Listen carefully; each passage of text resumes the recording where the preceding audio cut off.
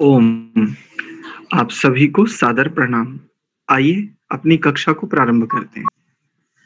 परमपिता परमात्मा की महती अनुकंपा से हम सभी को एक उत्तम ग्रंथ पढ़ने का सौभाग्य प्राप्त हो रहा है। मंत्र पाठ करेंगे। ओम।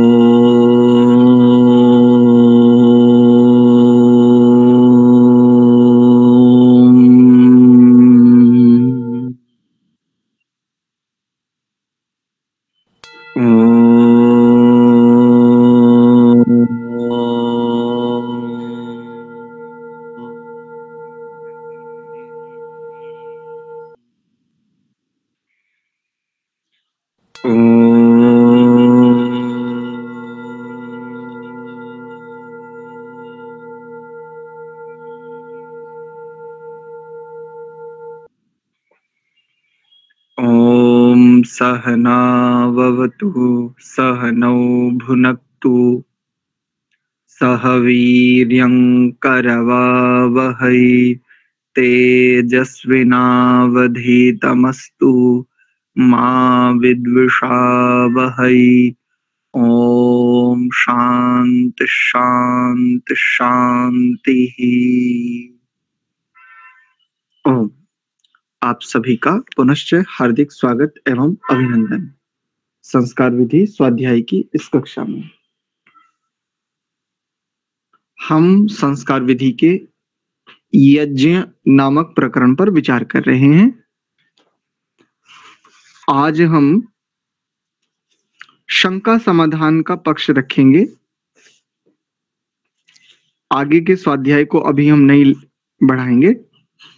आज की कक्षा शंका समाधान को लेकर के रहेगी। तो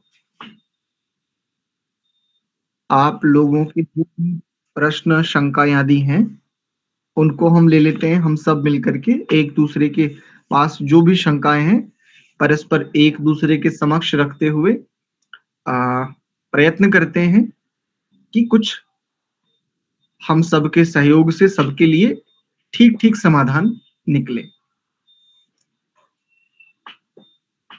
उसके पश्चात ये जो यदस्य कर्मणो इस मंत्र का और व्याहृत आहुति जिससे हैं इनको हम बाद में भी देखेंगे थोड़ा सा अर्थ के रूप में। तो पहले आपकी शंकाओं को ले लेते हैं।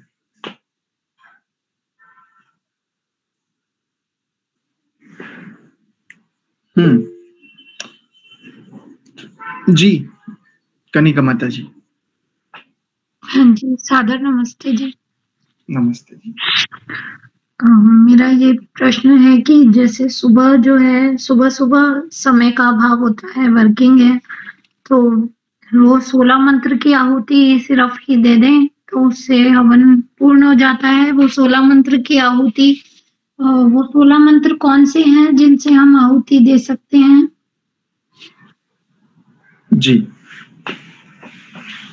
बहुत सुंदर प्रश्न है कि प्रतिदिन के जो दैनिक यज्ञ करना चाहे उस दैनिक यज्ञ में, प्रतिदिन के दैनिक यज्ञ में वो 16 आहुतियां कौन कौन सी हैं जिससे हमारा दैनिक यज्ञ हो जावे। तो आपके इसमें दो प्रश्न हैं।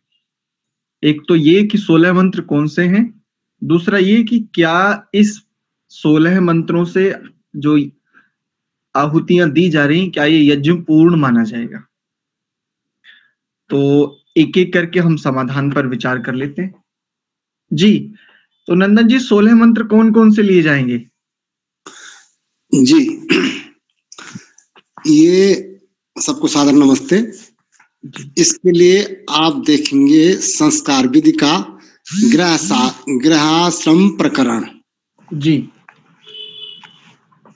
अब इसमें जो सामान्य प्रकरण है जी वो आचमन आदि तो है ही है, अग्नाधान भी है ही है, ठीक है, और जल सिंचन और आघारावाज्य भागावत ये सामान्य प्रकरण के अंतर्गत आ रहा है। ठीक है। अब उसके बाद जो 16 आहुतियां हैं जी जो संस्कार विधि में लिखी हुई हैं और अन्यत्र भी होती हैं, जी। 4 तो हैं प्रातःकालीन, ठीक है। और 4 हैं सायंकालीन, 8। 8, और 8 हैं ये और दूसरी व्याहृति, और ये जो उदयकालीन बोलेंगे इन्हें। हाँ जो ये हैं, बस ये 8 ये हैं और 8 ये हैं, ये 16 हो गई। और आघारा वाज्य भागावती जो है इसके अतिरिक्त है, अगर इनको भी जोड़ेंगे तो 20 आहुतियां हो रही हैं ये। और बाद में फिर पूर्णाहुति? अब वो भी जोड़ी नहीं हुई, वो हैं। अच्छा। एक जो विशेष बात लिखी हुई है संस्कार विधि में, वो सर्वत्र ही हम उसको ध्यान में रखेंगे कि पश्चात भी पूर्णाहुति पूर्वोक्त। जी। यहाँ पर भी सब लोग असहज होते हैं और इसको पूर्णाहुति पूर्वोक्त की जगह पूर्णाहुति प्रकरण लेते हैं, जो कुछ पुस्तकों में छपा हुआ भी है। जी।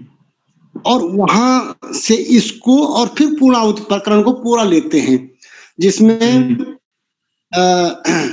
व्याहृत आहुतियां भी हैं और ये अष्टाज्य आहुतियां लेकर के पावमानी, ये सब उसमें हैं। जो उससे पूर्व वो इनको कराते हैं, वो ये मानते हैं। और हम जो करते हैं और हम जो समझे हैं कि पूर्ण आहुति जो है, पूर्ण आहुति मतलब सर्वं वे पूर्णं स्वाहा की जो 3 आहुतियां हैं, इससे पूर्व भी ये 4 आहुतियां मैं लगाता हूं, और इसके आधार पर लगाता हूं। जैसे ये शब्द लिखा हुआ है पूर्ण आहुति से पूर्व। अच्छा, आप ये कहना चाह रहे हैं कि सर्वमयी पूर्णम स्वाहा से पूर्व आप ये 4 आघार वाज्य भागाहुति भी देते हैं? हाँ, पुनर् प्रयोग होता है इनका। ठीक है। मैं ऐसे करता हूं, किसी को कैसा लग रहा है वो जैसा भी होगा वो उसको उसका अनुसार उसका ये फलीभूत होगा। और ये मैं नहीं कह रहा हूं। एक बार बहुत पहले की बात है, 2007 के करीब की बात है, एक अंतरराष्ट्रीय वेद प्रतिष्ठान, उसके अध्यक्ष हुआ करते थे आचार्य देवभूषण जी। जी।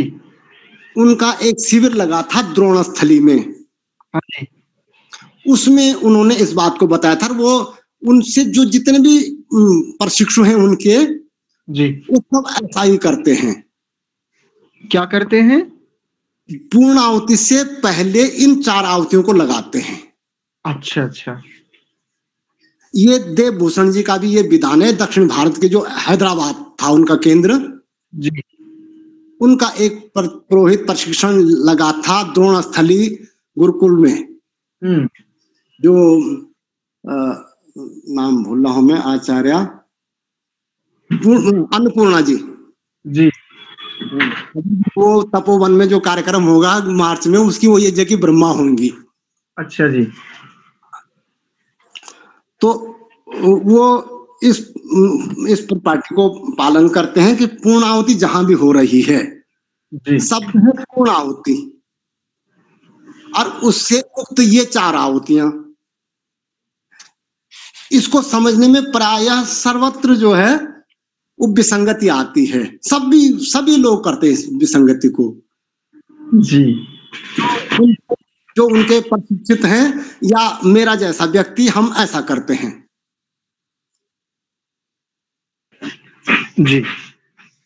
तो ये 16 आहुतियों का विधान हो गया है, और पूर्ण आहुति इसमें है नहीं, लेकिन ये जबकि पूर्ण आहुति तो होती ही है, तब तक पूर्ण नहीं माना जाएगा जब तक पूर्ण आहुति नहीं होगी। और पूर्ण आहुति की एक विशेषता यह भी है कि पूर्ण कार्य तभी होगा जब उसको ठीक ठीक किया जाएगा। बात कि कार्य पूर्ण तभी पूर्ण होगा जब उसको ठीक से किया जाएगा। नहीं तो वो इधर उधर का कहीं होता रहेगा, वो ठीक से पूर्ण नहीं हो पाएगा। तो तब हम पूर्ण आहुति देने के अधिकारी होते हैं। जी, ये मेरी बात है, मैं इसको किसी के ऊपर थोप नहीं रहा हूँ।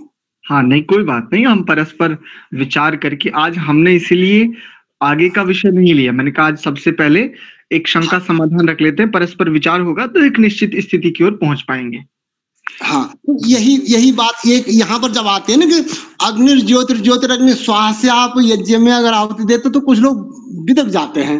हाँ, वहीं पर मैंने परसों भी इस बात को कहा था कि भाई अगर ऐसी बात होती तो अगर आप उस पूरे मंत्र से एक बार में आहुति देंगे तो उसमें तो दोनों शब्द आ रहे हैं, अग्नि ज्योतिर भी आ रहा है, सूर्य ज्योतिर भी आ रहा है।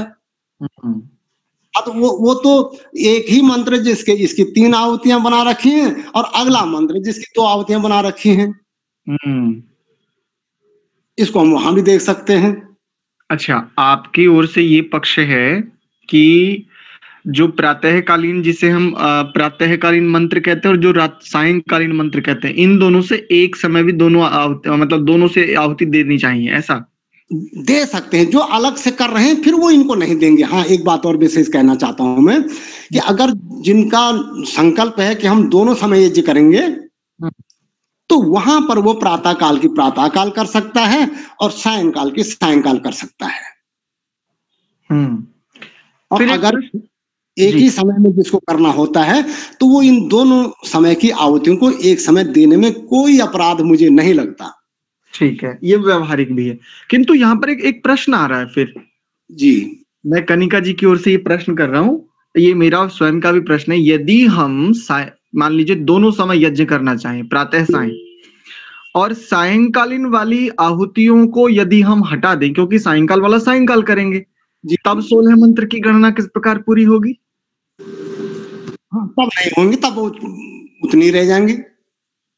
या फिर तब उनको अगर वो व्याहृति जोड़ करके या आघारावाज्य भागावती जोड़ करके तब उसको 16 गिनती कर सकता है। और पंच महायज्ञ विधि में आप देखें ये 16 भी बहुत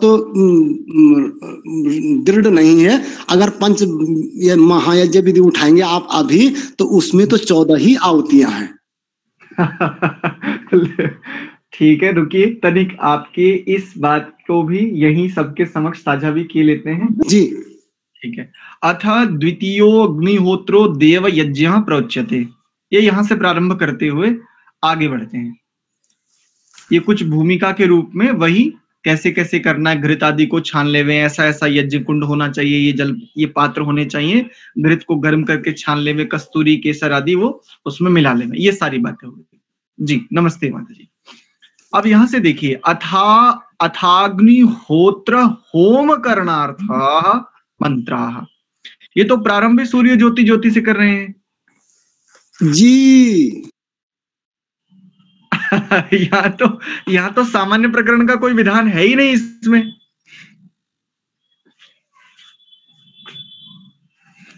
यहां तो इसमें सामान्य प्रकरण का कोई विधान ही नहीं है। ये तो बड़ी गंभीर बात है। अच्छा ठीक है, तो अगर इनके अनुसार देखें तो 4 मंत्र हो गए प्रातःकालीन। एते चत्वारो मंत्रः प्रातः कालस्य संति इति बोध्यम, और अग्निर्ज्योति ज्योति इति मंत्रम मनसोच्चार्यम तृतीयाहुतिर्देया।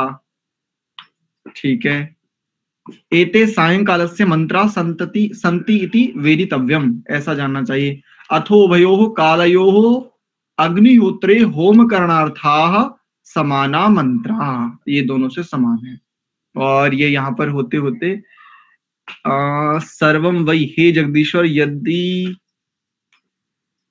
अस्माभिः परोपकारार्थम कर्म क्रियते भवत् कृपया परोपकारायालम भवतु इति एतत् अर्थम एतत् कर्म तुभ्यं समर्पयते।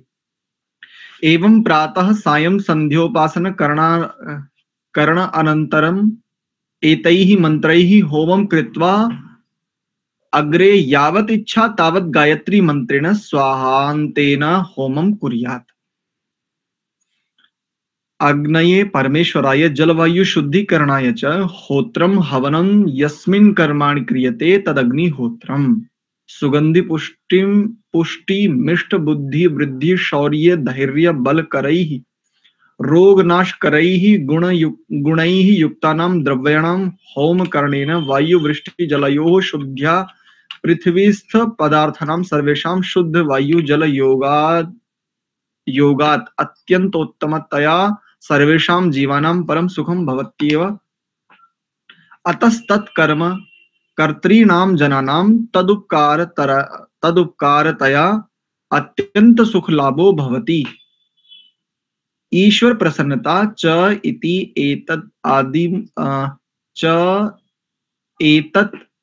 आद्यर्थम अग्निहोत्र करणम। अच्छा, बस इतना ही कह करके समाप्त कर रहे हैं। अच्छा, इनके विधान से भी और कोई मंत्र नहीं है, केवल प्रातःकालीन मंत्र से प्रारंभ कर रहे हैं और सायंकालीन मंत्रों को सायंकाल में और उभयकालीन, बस इतना। तो इस आधार पर देखें तो ये 16 आहुतियां हैं, यानी कुल मिलाकर के यदि हम पंच महायज्ञ विधि के अनुसार देखें तो प्रातः और सायं दोनों की मिलाकर के 16 आहुतियां, एक दिन की कुल 16 आहुतियां। कहीं ऐसा तो नहीं है नंदन जी? जी, क्योंकि एक व्यवहारिक पक्ष मुझे ध्यान आ रहा है, पिछले दिनों थोड़ा सा मनुस्मृति का एक संदर्भ देख रहा था और वहां पर संध्या के विषय में एक विचार कर रहे थे। जितना, क्योंकि प्रातः काल में दिन का प्रारंभ है और सायंकाल में चूंकि संध्योपासना और ये सारा का सारा प्रातः काल में उसकी निवृत्ति एक प्रकार से उसका समापन है। तो समापन जो सत्र होता है उसमें बहुत यानी विस्तार नहीं होता, समापन सत्र बहुत संक्षिप्त सा होता है। तो कहीं ऐसा तो नहीं है कि प्रातःकालीन और सायंकालीन दोनों समय का जो यज्ञ है, प्रातःकालीन में तो वो हो ही गई सूर्य ज्योति से, और उभयकालीन तो 8 और 4 12 तो ये हो गई, और सायंकालीन केवल इन 4 मंत्रों से आहुतियां दे करके और सर्वम वै पूर्णम स्वाहा, ऐसा होता हो? दरअसल यहाँ पर मैंने पंच महायज्ञ विधि नहीं रखी हुई, मैं मंगा रहा हूँ, अगर आती है मेरे पास में। जो मेरे पास पंच महायज्ञ विधि है उसमें ये 12 आहुतियां तो आपने मान ली जी, और एक और है उसमें आपो ज्योति रसो अमृतम ब्रह्म भूर्भुवस्वरोम स्वाहा जी। ये शायद आपकी वाली पुस्तक में नहीं है, नहीं मिल रही वो पुस्तक, मैं फिर आपको उसका वो भेज दूंगा, स्क्रीन करके भेज दूंगा, है ना जी। और सर्वंगे पूर्णं स्वाहा की एक आहुति है। तो मेरे पास जो पंच महायज्ञ विधि है उसमें ये 14 बन रही हैं। पूर्णं सर्वंगे पूर्णं स्वाहा की एक आहुति है वहां पर। हाँ, नहीं है, देखो स्क्रीन पर देखो। ना मैं यही तो बोल रहा हूँ कि मेरी पुस्तक में और आपकी पुस्तक में अंतर है। अच्छा, मेरी पुस्तक में हर मंत्र के आगे ओम नहीं लगा हुआ है और आपकी पुस्तक में हर मंत्र के आगे ओम लगा हुआ है। जब वो प्रकरण चल रहा था हमारा तब ये बात आपके द्वारा बताई गई थी, मैंने नोट कर ली थी वो कि ये अंतर क्या है। यहाँ देखिए, अभी मैं इसको थोड़ा सा और बड़ा करता हूं ताकि आप लोग अच्छे प्रकार से देख पाए सभी। ये देखिए यहाँ पे, ये जो अभी हम बात कह रहे थे, इसके ये बात यहां से समझ में आती है। एते सायंकालस्य मंत्राः सन्ति इति वेदितव्यम् अथ उभयोः कालयोः अग्निहोत्रे होम करणार्थाः समाना मंत्राः। इस बात से ये तो स्पष्ट हो गया कि सायंकाल में केवल अग्निर्ज्योति ज्योति इन 4 मंत्रों से आहुतियां नहीं है। पंच महायज्ञ विधि की इस पंक्ति से ये बात तो स्पष्ट है कि उभयकालीन ये जो मंत्र हैं इनसे दोनों समय आहुतियां देनी है। एक बात। दूसरी बात, जब हम संस्कार विधि में देख रहे हैं तो संस्कार विधि में ये आपो ज्योति रसो, इस मंत्र के बाद याम मेधाम ये वाला मंत्र है, विश्वानि देव मंत्र है और अग्ने नय सुपथा, ये 3 मंत्र और हैं। किंतु यहां पर देखिए जो उभयकालीन मंत्र है, यहां पर आपो ज्योति रसो, इस मंत्र के पश्चात सीधा सर्वम वै पूर्णम स्वाहा है। और संस्कार विधि भी दिखाता हूं। ये देखिए यहां पर ये संस्कार विधि का पृष्ठ संख्या है 159, यहां से देख सकते हैं। ये उभयकालीन मंत्र है। यहां से आपो ज्योतिरसोमृतम ये मंत्र हो गया। इसके पश्चात इसमें याम मेधाम ये मंत्र है, विश्वानि देव मंत्र है और अग्नि नया सुपथा ये मंत्र है।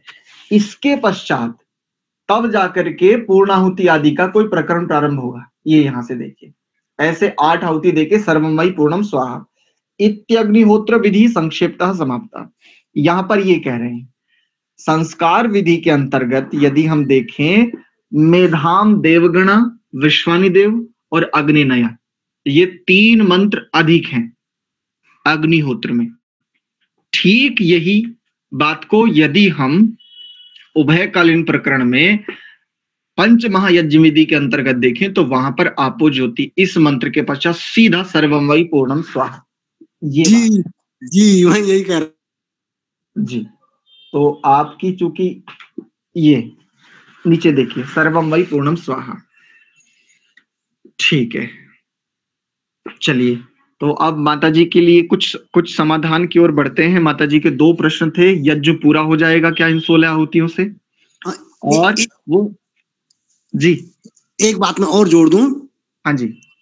कि जब हम प्रातः काल यज्ञ करते हैं तो उसमें पहले पुस्तक में तो जैसे लिखा हुआ वैसे लिखा हुआ है, ये विचारणीय बात है। और अपने इसको जिज्ञासा भी कह सकते हैं आप कि जब हम प्रातः काल यज्ञ करें तो पहले है सूर्यो ज्योति सूर्य स्वाहा जी, और सायंकाल करेंगे तो वहां पहले अग्नि ज्योतिर्ज्योतिरग्नि स्वाहा ये आएगा। बिल्कुल, ये तो क्रम है ही, ये तो ठीक है ना।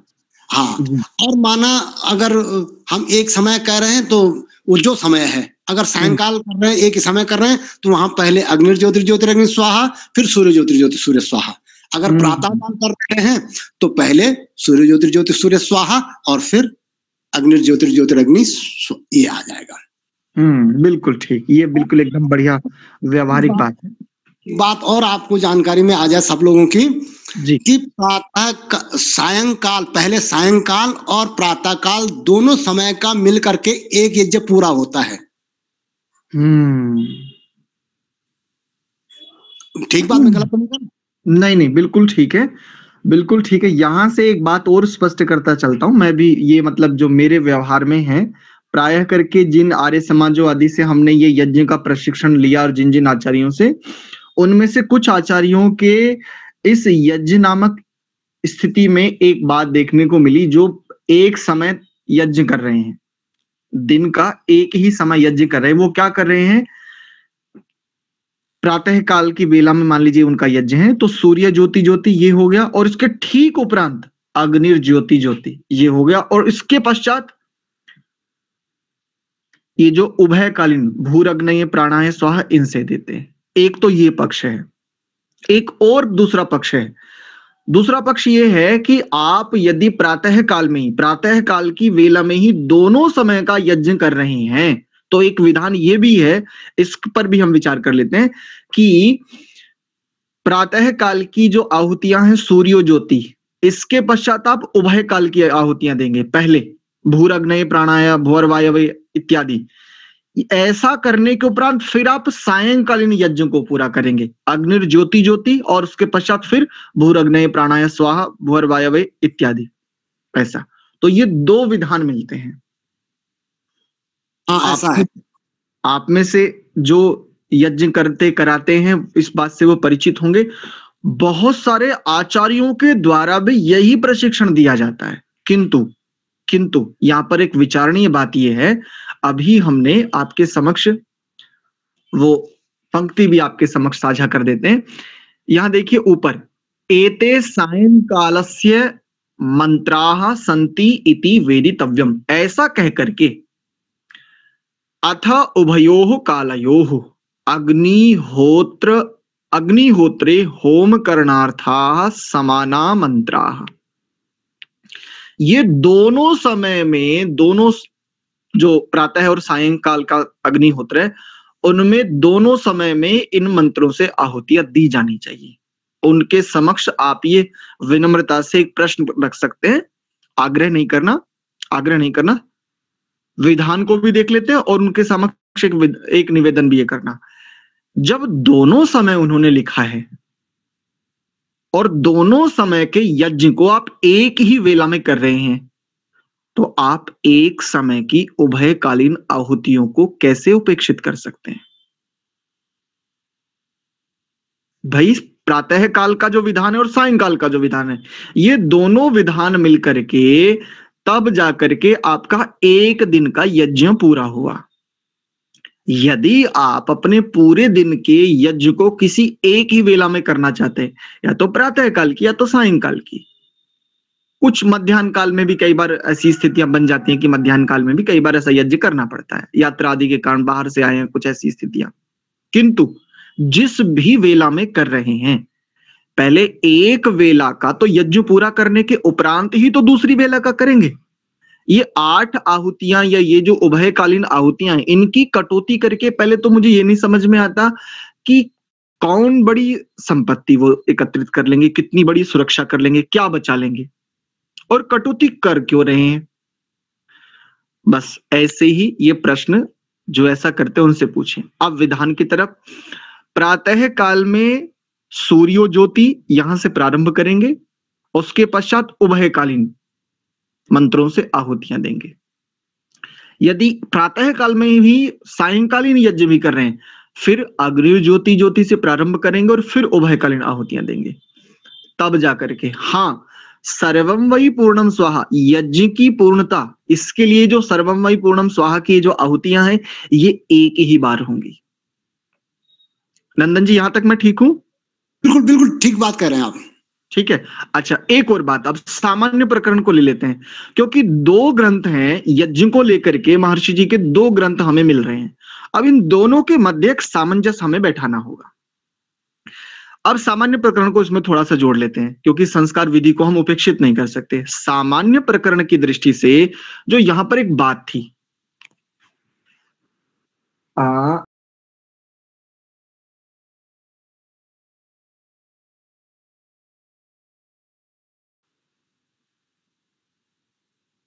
ये सामान्य प्रकरण में यहां से प्रारंभ हो रहा था,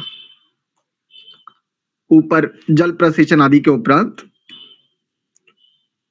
आघार वाज्य भागाहुति और आज्य भागाहुति, आघार वाज्याहुति और आज्य भागाहुति, ये 4 करके तब प्रातःकालीन मंत्रों से आहुतियां, फिर उभयकालीन, यदि प्रातः काल की वेला में ही सायंकाल का कर रहे हैं तो फिर अग्नि ज्योति से और उभयकालीन मंत्रों से। इसके पश्चात पुनः पुनः ऋषि ने प्रमाण रूप में कहा है, वो भी आपके समक्ष साझा कर देते हैं। ये देखिए तनिक,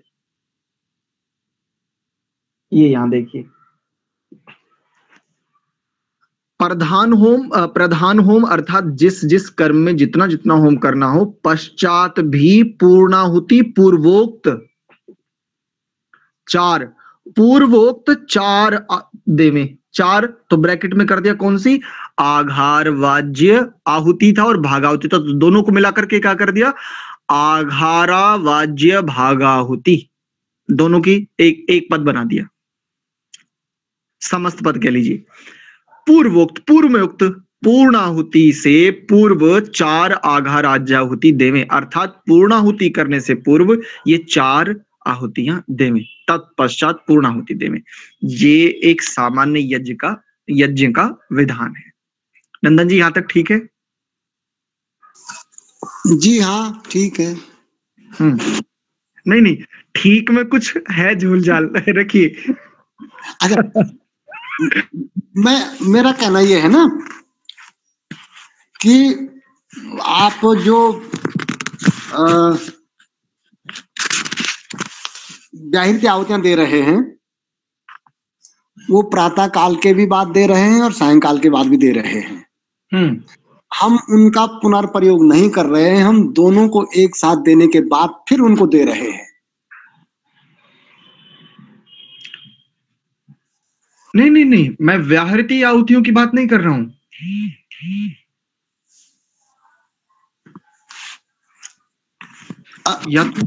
या तो समझने में कुछ त्रुटि हो गई है।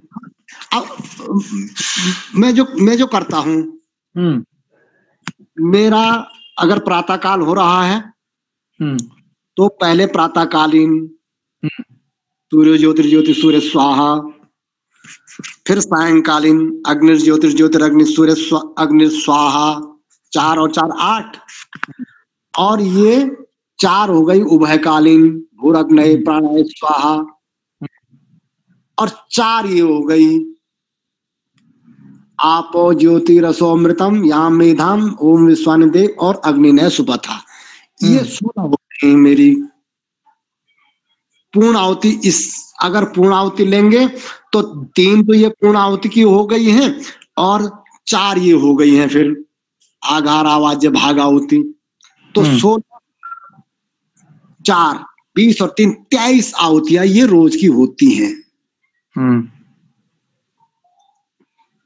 अच्छा। और जी और जी गायत्री से आप जितना देना चाहें, तो ये निर्धारण नहीं है कि आपको 16 ही दे। हाँ 16 तो कम से कम देनी है।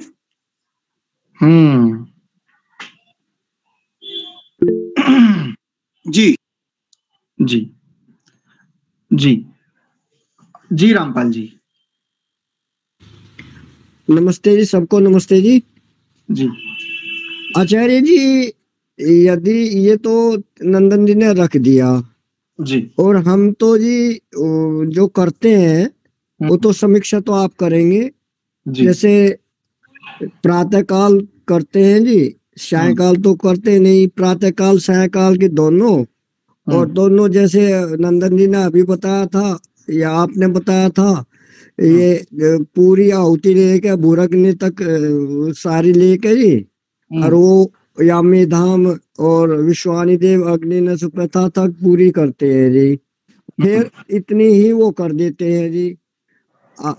आघारवा का 4 आहुति पहले देकर फिर वो कर देते हैं सायकाल की।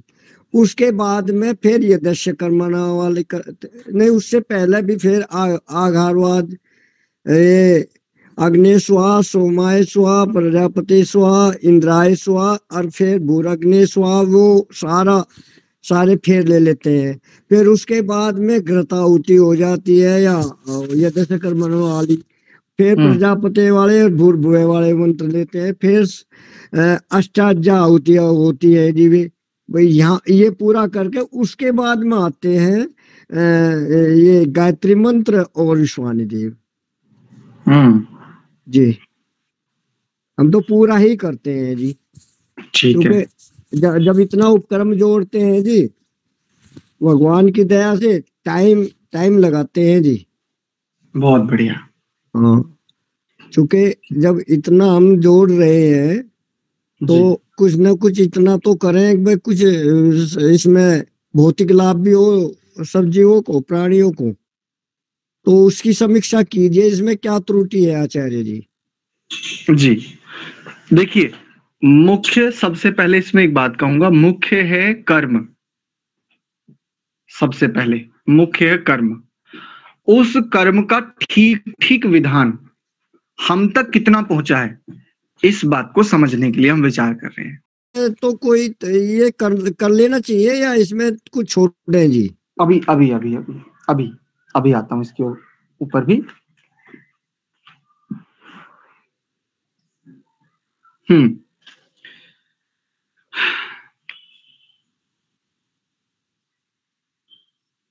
संतोष जी भी कुछ कह रहे थे। संतोष जी।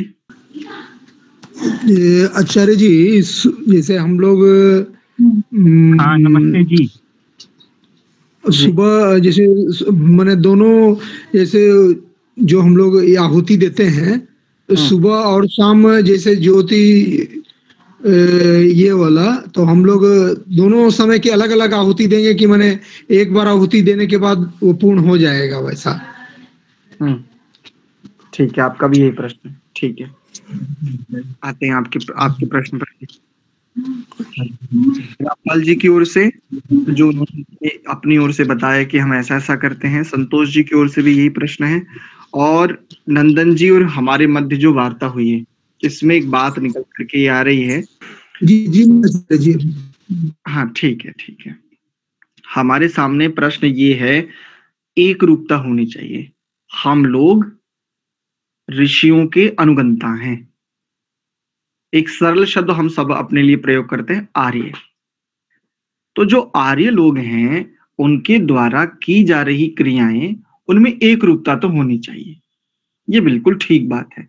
और अगर हम जैसे सैद्धांतिक लोगों के बीच भी एक रूपता नहीं है तो इसको हमें लाने का प्रयास करना चाहिए, ठीक ठीक समझ लेना चाहिए। सबसे पहले मुख्य बात, हमारा प्रयोजन है यज्ञ। यज्ञ के प्रयोजन को पूरा करने के लिए सबसे पहले जो करणीय कर्तव्य है वो है यज्ञ। अब आते हैं विधान की ओर, क्योंकि हम एक रूपता विधान की दृष्टि से देखना चाहते हैं, लाना चाहते हैं। हमारे सामने 2 ग्रंथ हैं।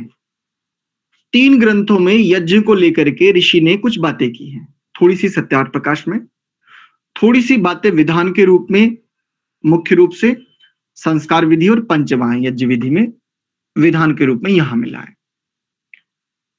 ये जो 16 आहुतियों की बात है, आपको किसी को स्मरण है कि ये 16 आहुतियों की बात इनमें से कौन से ग्रंथ में है?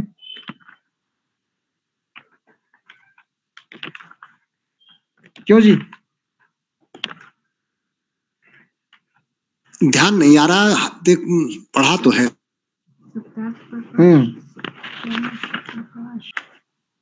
हाँ, सत्यार्थ प्रकाश में जहां तृतीय समुल्लास में यज्ञ को लेकर के कहते हैं, वहां पर एक प्रश्न है, क्या इस होम करने के बिना पाप होता है? ठीक इस अनुच्छेद के ठीक नीचे एक और प्रश्न है, प्रत्येक मनुष्य कितनी आहुति करे और एक एक आहुति का कितना परिमाण है? यहां पर उत्तर देते हुए कह रहे हैं, प्रत्येक मनुष्य को 16-16 आहुति और 6-6 मासे घृत आदि, ये घृत का परिमाण है। आदि शब्द से सामग्री आदि के लिए भी कहा जा रहा है। अस्तु, एक एक आहुति का परिमाण न्यून से न्यून चाहिए, और जो इससे अधिक करे तो बहुत अच्छा है। इसीलिए आर्यवर शिरोमणि महाशय ऋषि महर्षि राजे महाराजे लोग बहुत सा होम करते और कराते थे। जब तक इस होम करने का प्रचार रहा तब तक आर्यावर्त देश रोगों से रहित और सुखों से पूरित था। अब भी प्रचार हो तो वैसा ही हो जाए, इत्यादि। तो सबसे पहले तो ये जो समस्या खड़ी हुई है 16 आहुतियों की, ये समस्या खड़ी हुई है सत्यार्थ प्रकाश से। अब यहां पर इस विधान को समझते समझते जब हम संस्कार विधि में आते हैं, उससे पहले यदि पंच महायज्ञ विधि को देखें तो वहां पर नंदन जी ने जैसा कहा, बाद के तो 3 मंत्र हैं ही नहीं, याम मेधाम विश्वानी और अग्नि, ये तो 3 है ही नहीं। और संस्कार विधि में देखें गृहाश्रम प्रकरण में, तो वहां पर ये 3 मंत्र हैं। प्रातःकालीन, सायंकालीन और उभयकालीन में इन 3 मंत्रों को भी समावेशित कर ले, ये कुल 16 आहुतियां ये हो रही हैं। इसके अतिरिक्त जो भी सामान्य प्रकरण है, आघार वाज्याहुति पर्यंत और पूर्णाहुति, मुझे लगता है कि ये यज्ञ का भाग होते हुए मुख्य आहुति इनकी है। प्रातःकालीन की प्रातःकालीन मंत्रों से, उनमें जो शिक्षा है, और सायंकालीन आहुतियां सायंकालीन मंत्रों से, उनमें जो शिक्षा है। इसके अतिरिक्त